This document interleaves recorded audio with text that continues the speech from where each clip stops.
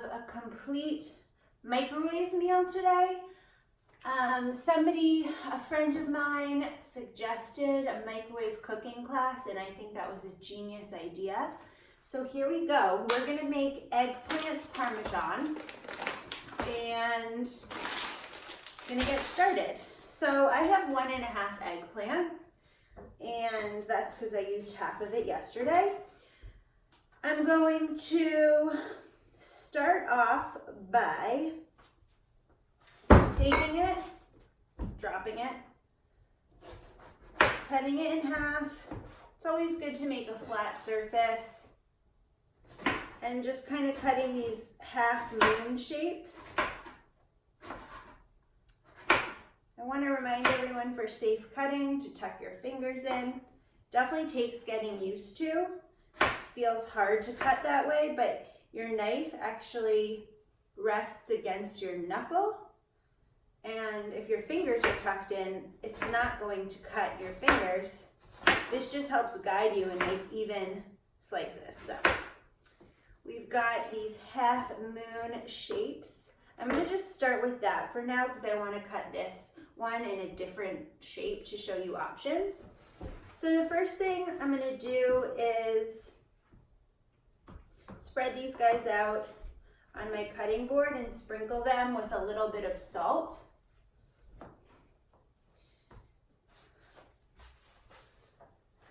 And that helps dry out the moisture. So you'll see in a couple of minutes, when you do this at home, the eggplant gets little like beads of sweat on it. So it's basically taking out some of the water and also seasoning it at the same time. But that helps the eggplant to get softer and to not really be as spongy anymore. People don't like eggplant because sometimes they think of it as spongy, but it should get really soft and silky. So I'm gonna leave that to do its thing. And in the meantime, I've got some frozen spinach to defrost in the microwave that I'm gonna add to the tomato sauce. So this can be an extra nutritious eggplant parmesan. So we don't just have eggplant and tomatoes, we also have spinach for a vegetable in there. So I'm gonna just microwave in 20-second increments, stir, microwave again, stir, because as we know, microwaves don't cook evenly.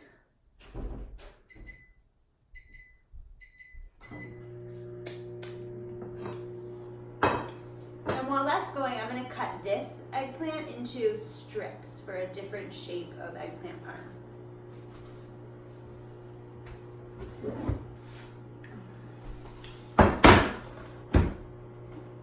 So I'm going to take off the stem side.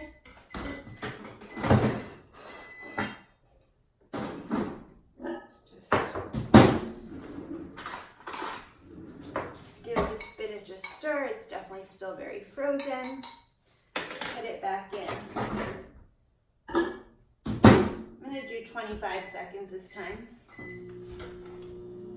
Anyway, so if you feel confident enough with your knife skills, you can set this down on the flat edge and cut all the way through.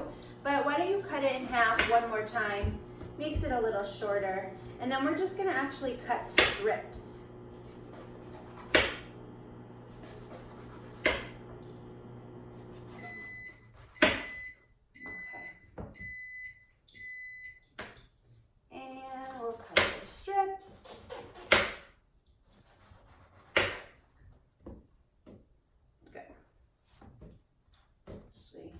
We're gonna do flesh side up.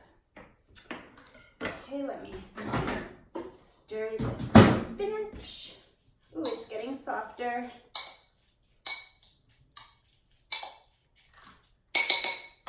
Keep going. Cook time, 25 more seconds. And I'm gonna sprinkle these slices with salt as well.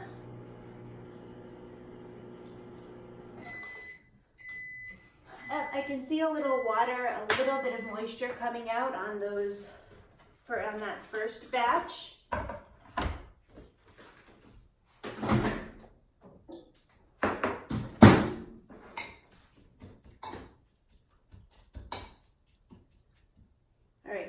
this should be the last time, probably.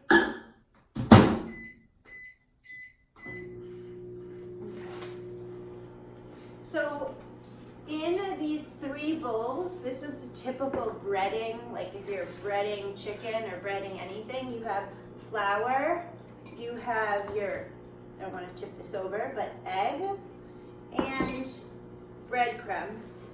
These are plain breadcrumbs that I bought, so I mix them with a little bit of Italian seasoning, but any kind of breadcrumb will do. All right, let's start. That'll be good. I'm gonna mix this into, I have a bowl going here of tomato sauce. I bought reduced sodium version of just like a Prego tomato sauce. Delicious. And now more nutritious.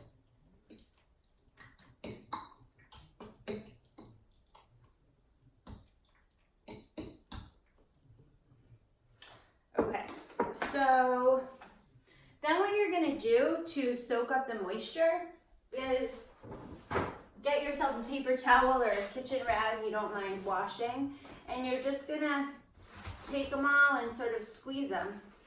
It's sort of like wringing out a sponge, because that's what eggplant is, pretty spongy before it's cooked. So we're getting up some of that moisture and basically just like patting it and squeezing it out into the towel.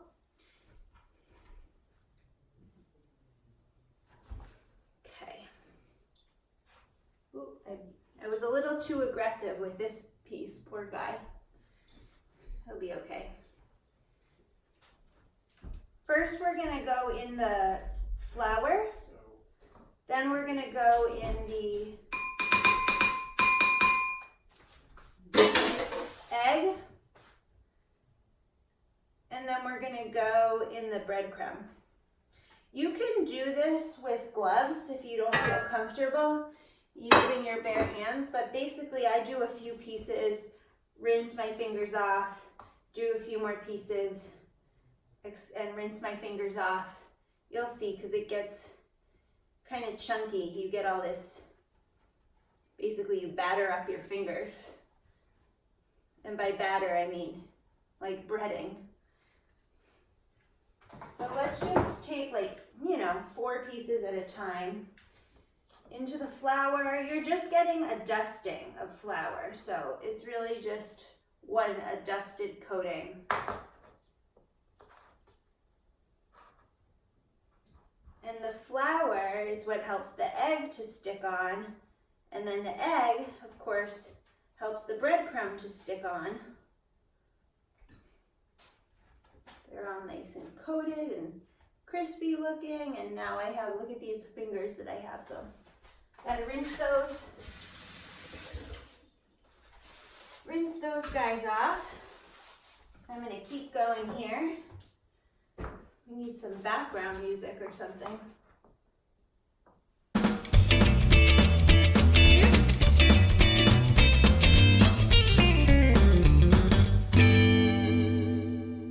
So the next step, so these are all breaded. We have a full plate of them. I'm gonna just spread them out so they're not overlapping. And now these are gonna go in the microwave for 2.5 minutes. I'm gonna start with 1.5 and then see how they're doing and put them in for another minute.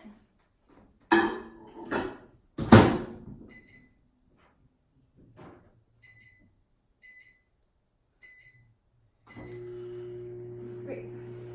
And now I can start working on drying off, getting the extra moisture out of these guys. Yeah, these look fine. They probably don't look any different to you. They smell good and herby. So we're gonna go back in for 1 more minute. I don't know if anybody watches Joel, I think Goraman or Gamaran. Gosh, I feel sorry that I'm butchering his last name, but he does these awesome cooking videos. I watch them on YouTube, and he times himself, so they're all 15-minute dinners. So I kind of feel like that right now, although I don't have a timer going. This is definitely like a quickie. And he does it like all from home, and he's at his counter, and it feels super natural. It's not like everything is already nicely portioned out in perfect little cups and like on, you know, Food Network shows or anything. So I like that about it. So you want to touch the plate gently to make sure it's not super hot before you just grab it. You might need to use an oven mitt, but this is okay. So I'm going to take 2 half moon shapes that are roughly the same size and put, you know what, we need to put some cheese in a bowl. This is mozzarella. I also have sliced provolone cheese. So any cheese that melts well, really.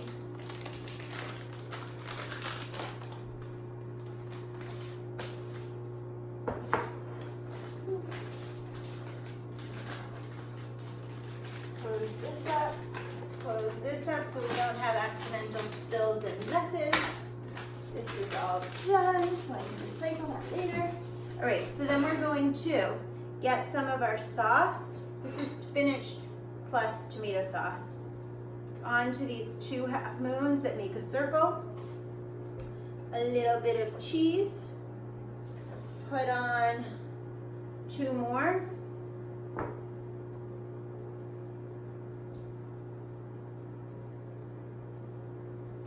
Tomato sauce, a little bit of cheese,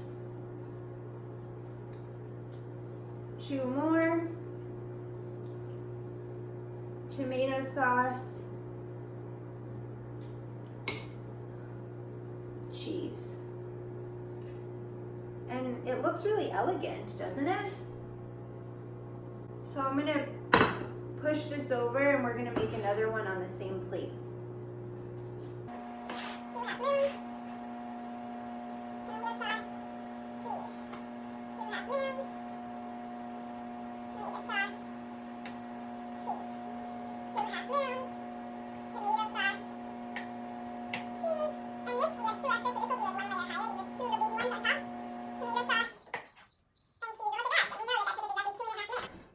Whoa, that's gorgeous.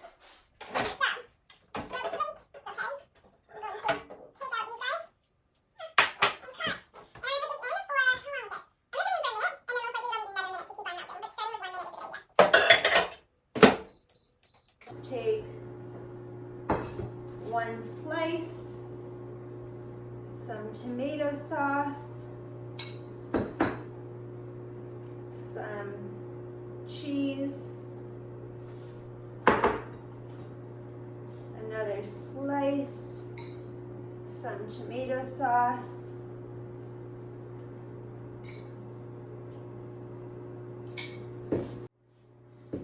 cheese. So that this is our second layer here on the slices of eggplant. And finally, for the grand finale on top, this is one of my skin side, my end pieces. I'm actually put the skin side down. I'm gonna put some tomato sauce, and I'm gonna top this one off with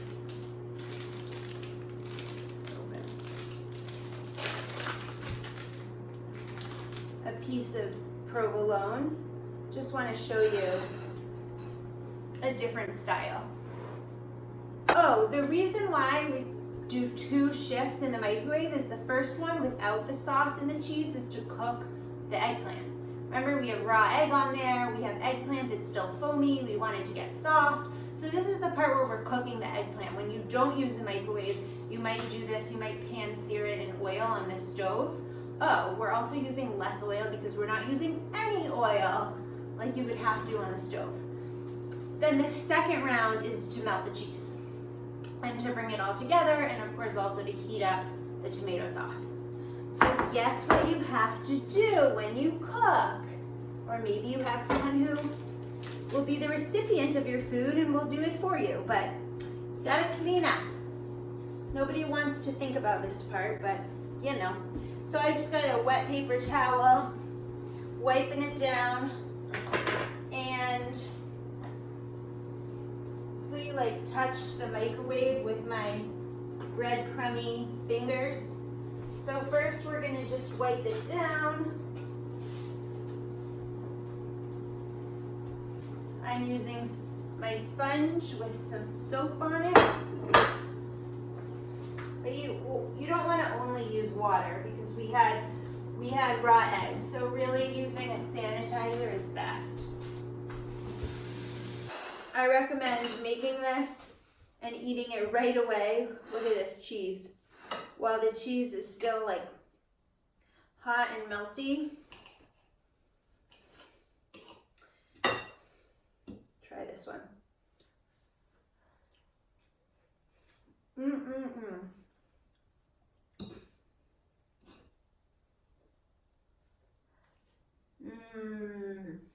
Thank you so much for tuning in.